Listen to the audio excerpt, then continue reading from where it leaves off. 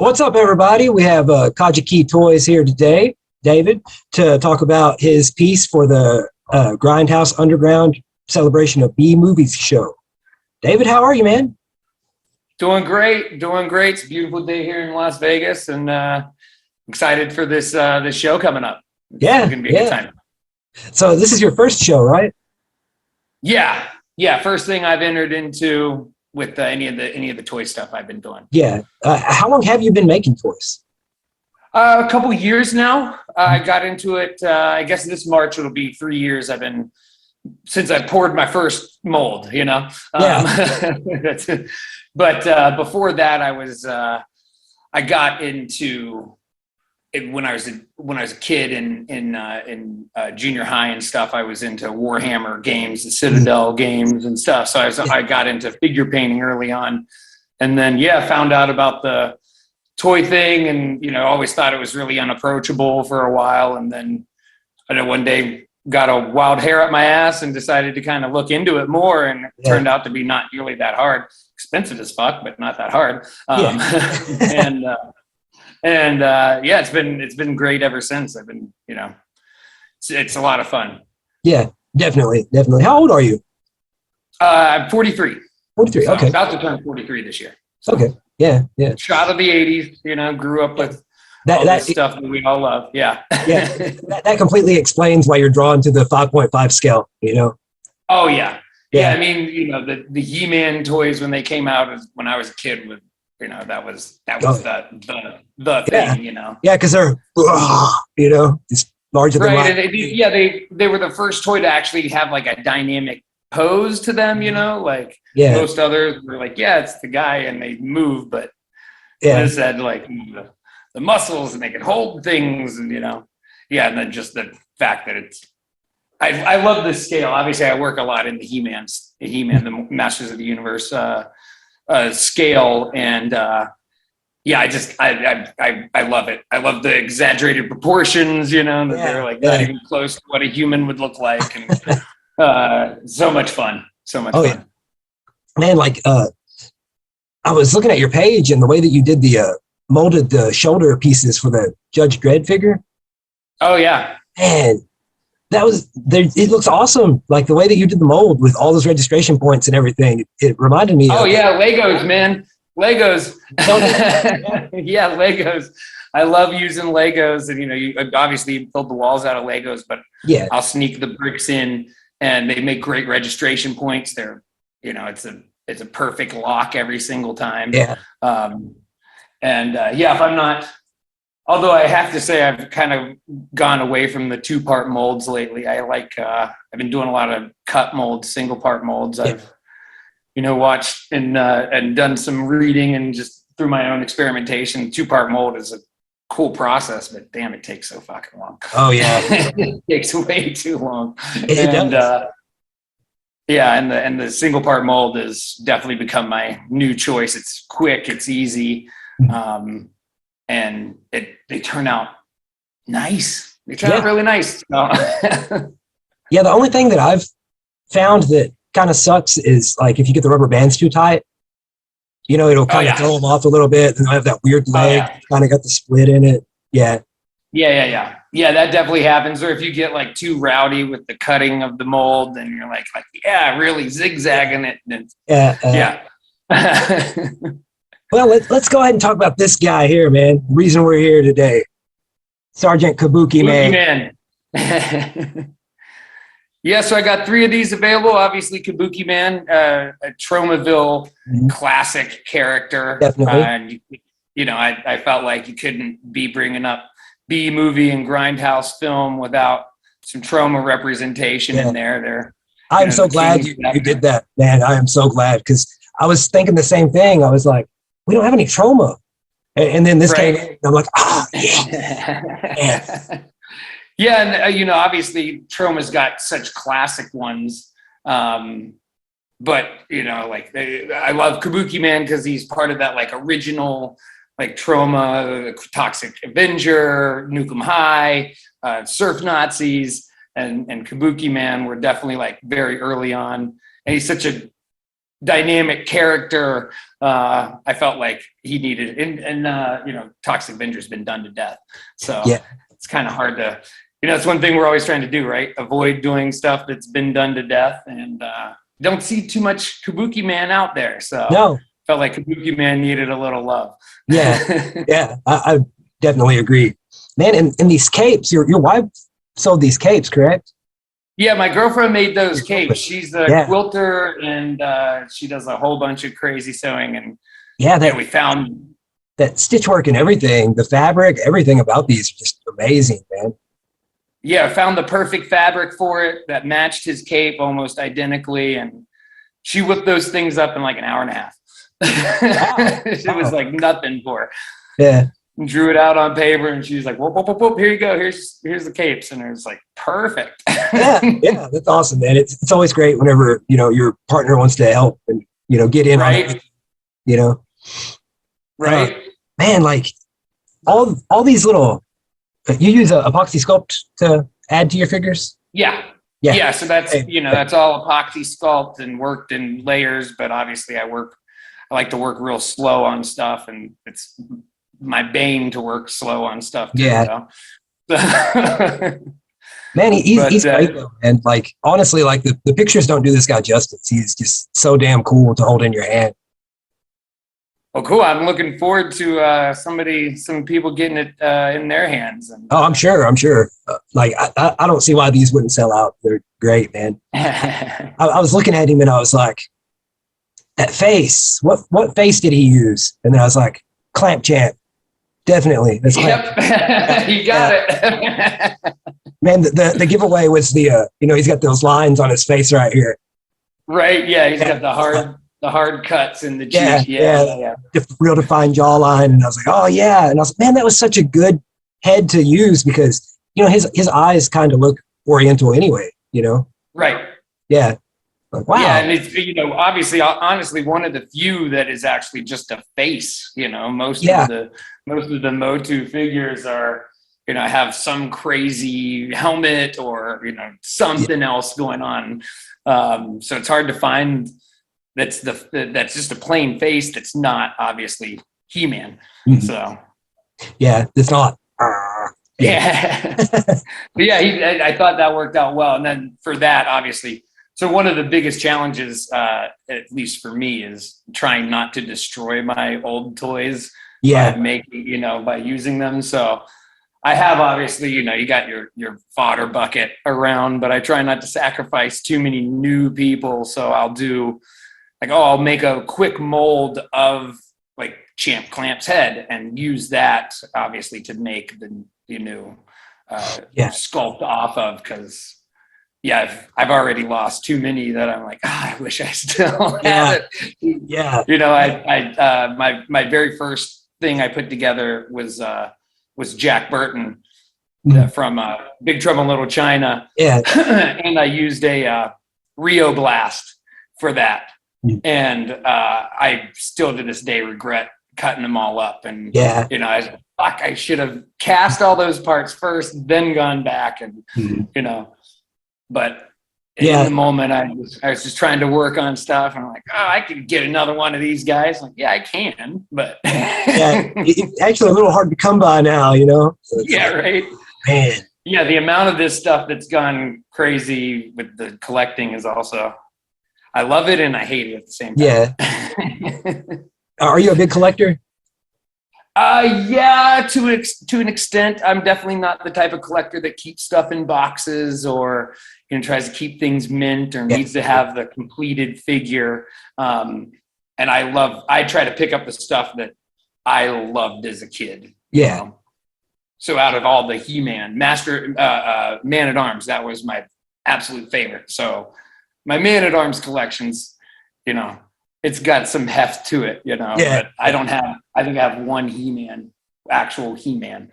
So it's like I collect, I don't care about the whole line. I don't care about, like I said, having it necessarily complete. Starcom. I got a lot of Starcom. I love Starcom.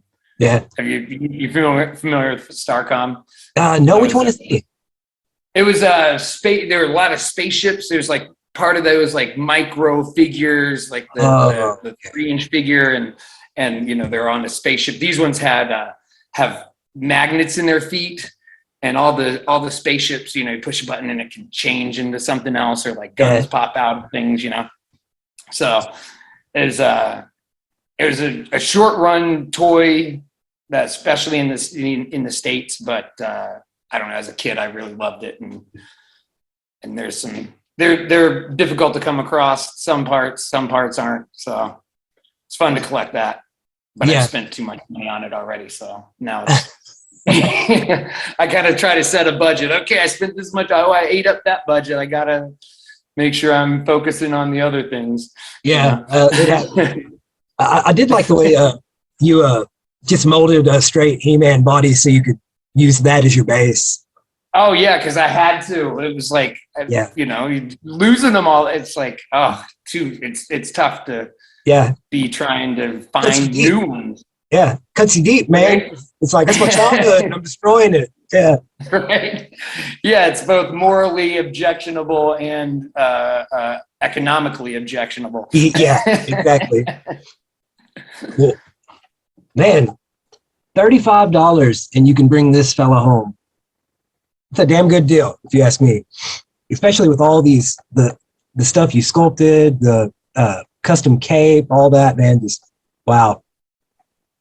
Well, thank you, and $35. They all come in these blisters that are resealable.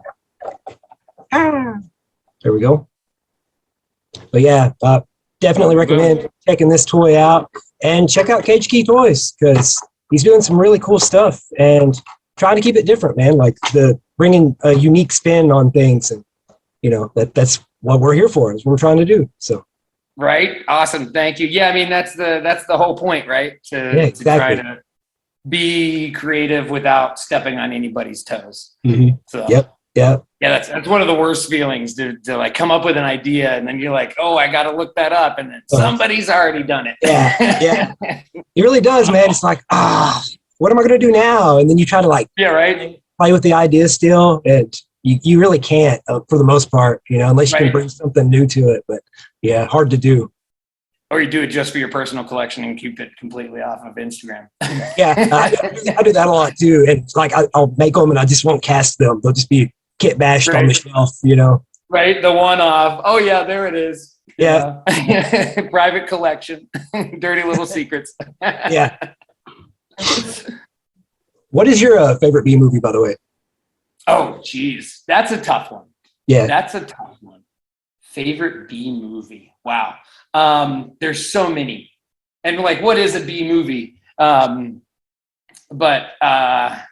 Shoot. Yeah, we ran into that too. Like, how to define what exactly is a B movie, you know? Because it's such a wide berth of on one of your guys' posts recently, somebody pointed out that a guy getting bit by a radioactive spider is a B movie plot, and now it's it's no longer a B movie, and it's like, yeah, there's B movie plots, there's B movies in their approach. There's B movies out there that aren't even really B movies, you know. Like at the time it was a B movie. Now they're huge. They've been remade over, you know, and updated and everything. But yeah, favorite one. Wow. I love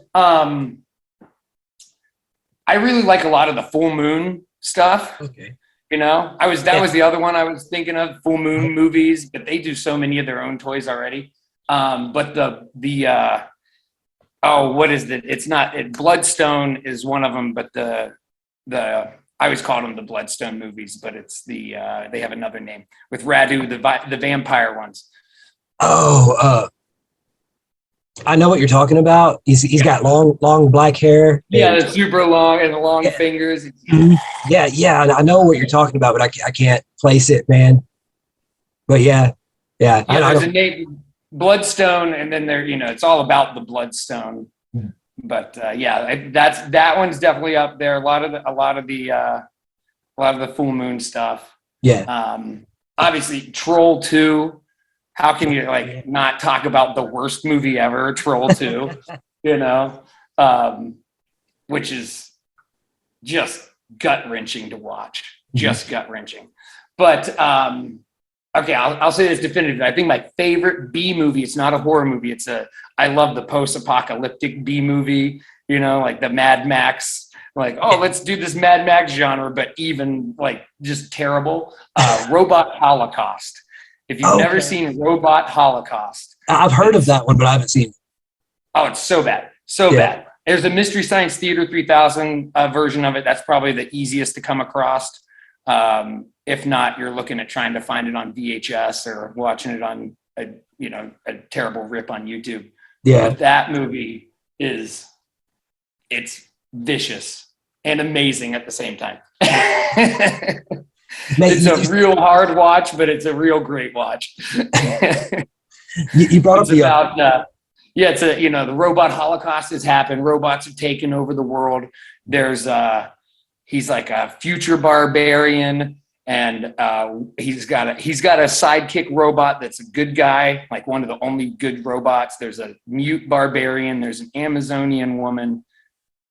And is there one other character? And then the bad guys are just outstanding as well. I was thinking about doing a Robot Holocaust toy, but I thought that was like a real, nobody's going to know Robot Holocaust. Yeah.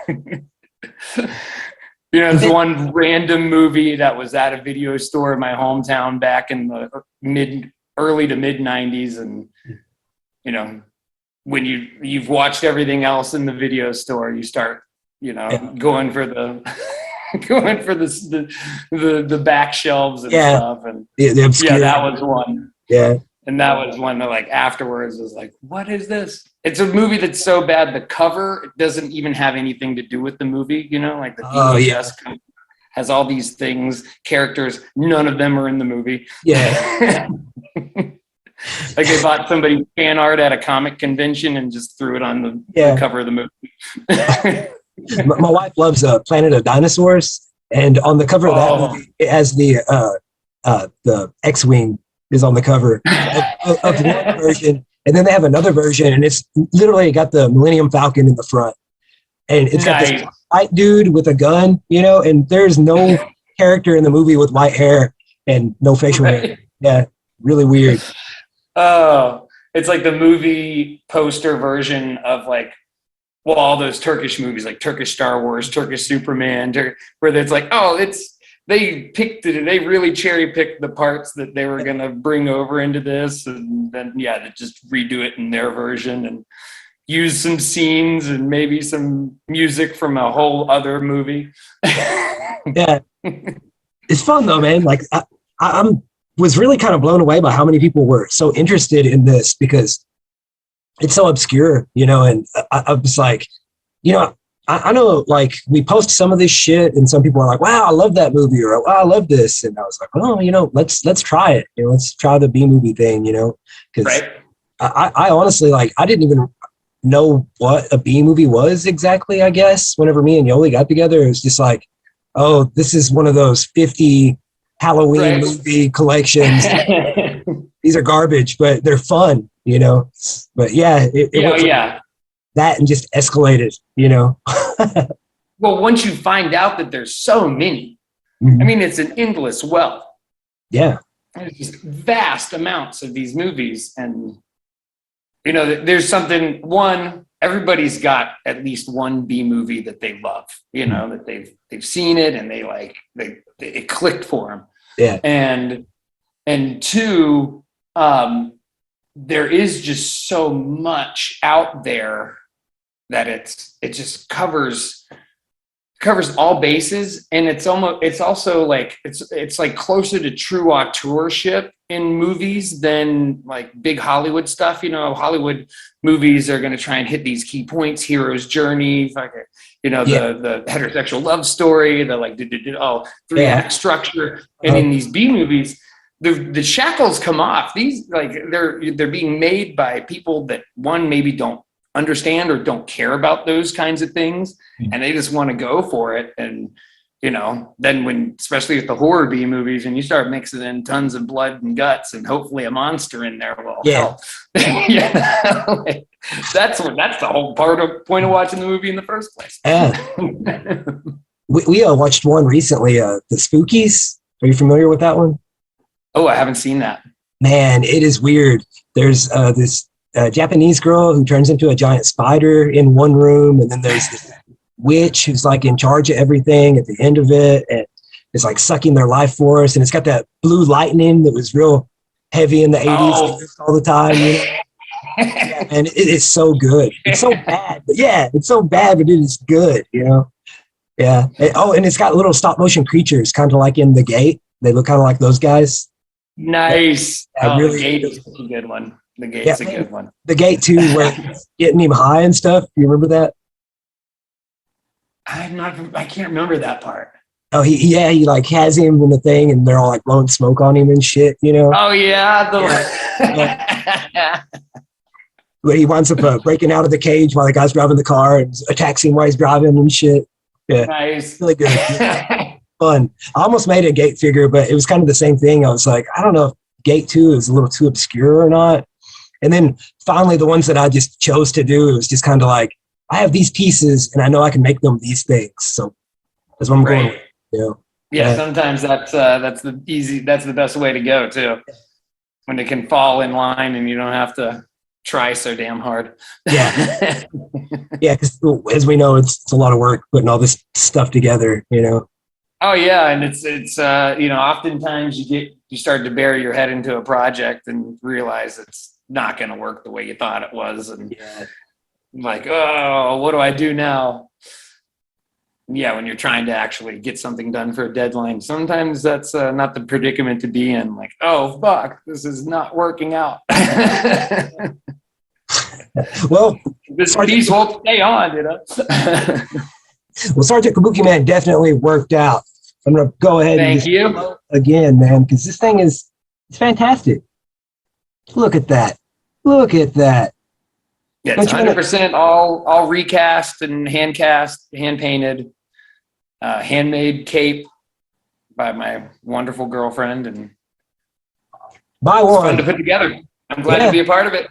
Appreciate it, man. Yeah, everyone pick this guy up so he can beat the shit out of your toxic Avenger, Crusader, whatever. Clean up the streets. Yeah. Well, it's been really good talking with you, man. Thank you. It's been great talking to you too. Yeah. Thanks for coming on. Right on. And we will be in contact. Cool. Yeah. Enjoy the rest of the show, and I hope everybody else out there enjoys the rest of the show. Yeah, definitely. All right. Thanks a lot. Take it easy. Thank you. Bye. Oh, shit. What am I doing? End. Oh, okay.